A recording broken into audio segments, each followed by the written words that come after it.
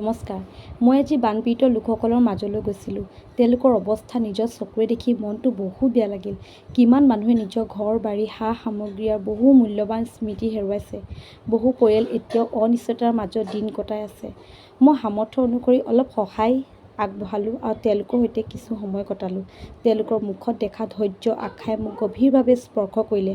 এই কঠিন সময়ত তেওঁলোকক আমাৰ মৰম, সমৰ্থন আৰু সহায়ৰ অতি প্ৰয়োজন। আহক আমি সকলোৱে একেলগে বানপীড়িত ভাই-ভনীসকলৰ কাষত থিয় হওঁ। সৰু সহায় এটাও কাৰোবাৰ জীৱনত নতুন আশাৰে পোহৰ কঢ়িয়াই আনিব পাৰে। যদি ভিডিঅ'টো ভাল লাগে please like, comment, share, subscribe কৰিব নাপাহৰিব।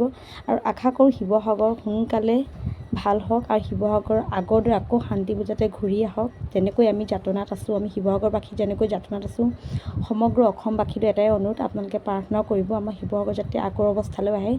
আকৌ যাতে আমি শিৱসাগৰখনক পুনৰ নিজৰ অৱস্থালৈ ঘূৰাই আনিব পাৰোঁ। ধন্যবাদ।